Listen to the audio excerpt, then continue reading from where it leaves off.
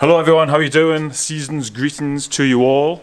I wasn't planning on coming to work today, but my super reliable Mark 7 Golf R has just let us down. It's no real biggie, to be honest. I was just coming to a junction in the car, all of a sudden just and just stopped. I was like, oh god, that doesn't sound good. Whipped out my phone, plugged it in, took a log, confirmed everything that I thought it was there and then. It did start up straight away afterwards, which is cool, and I pretty much had a good idea what it was. It's mega common on these, but let's have a look at the log and let's see. Let's go for it. Boot this shit up. Yeah, shock horror, calm timing's all over the place. So exhaust calm timing wants to be 0, and it is 0. That's all good. Intake calm timing wants to be 15 degrees, and whoa, it's all over the shop. And it was at this point that Nick needed some cam magnets. Knew it. Mega common on MQB cars, to be fair, so not really surprising. It is a bit of a shame that the Golf R has eventually let us down after a long ownership with no problems. So shit that it's went, but actually, you've got to find the positive. Now I don't have to take my last shot in the day.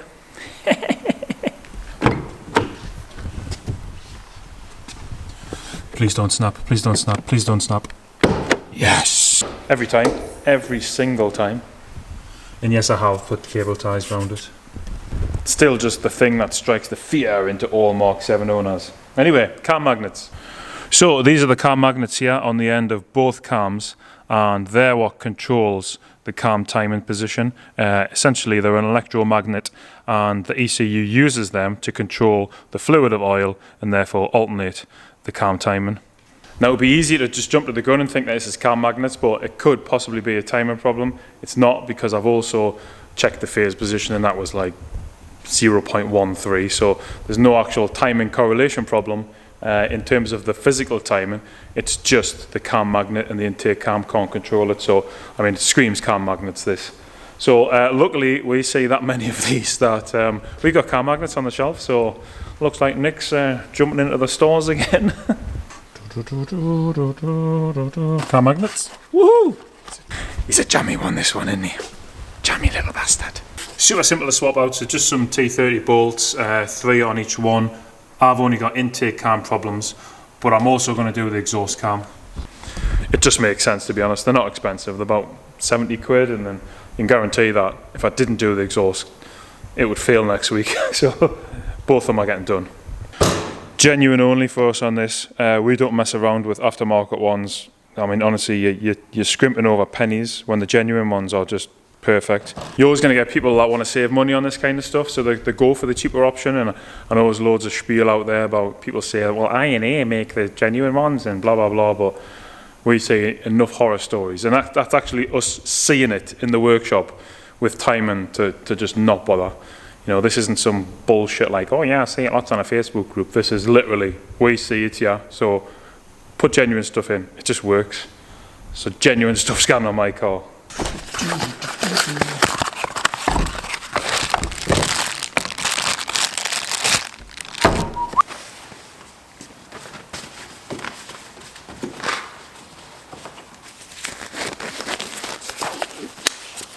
To this day, I still don't like getting my hands dirty.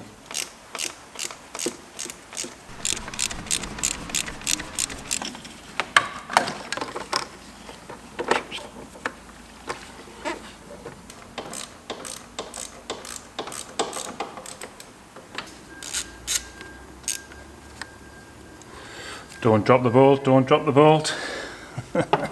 Done that a few times. There it is, it's going to come out. The only thing worth mentioning is that oil will come out. So, got a rag there to collect that. Boom, that's it. Just clean the face up a little bit. And there's the new one going in.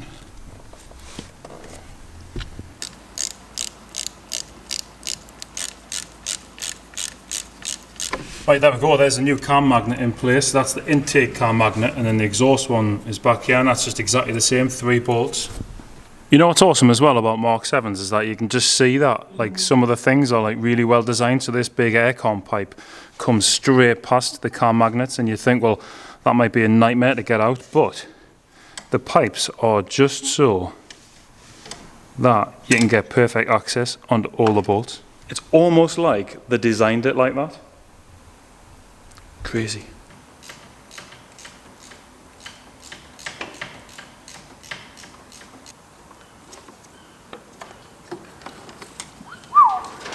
Straight in with this one.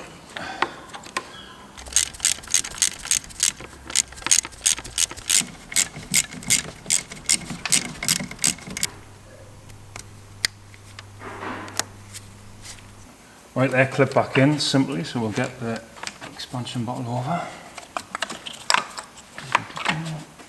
Right, pretty simple job that. I'll now get the cords completely cleared, just in case there was cords there from his disconnecting stuff, and then we'll have a look, see what the cam time's doing now. Right, because I'm at work, I'll use the big boy tools. Don't need my phone for this. Oh, I don't need my key though, for fuck's sake. Got my key.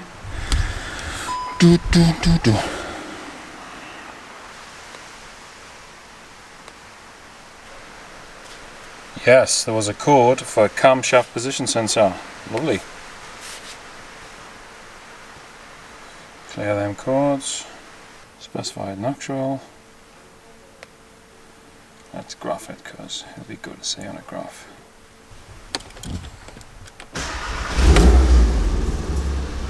Sweet, so VCDS graphing, I've got exhaust cam timing at yellow and green.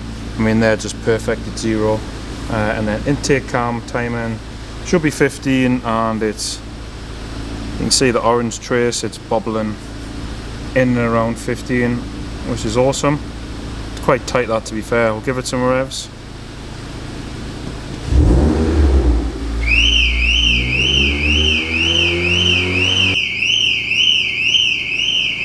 I don't believe this. That's your car, Graham. I just revved the car and it set off Graham's alarm. At least it works, Walkhead. At least it works. So as revs go up,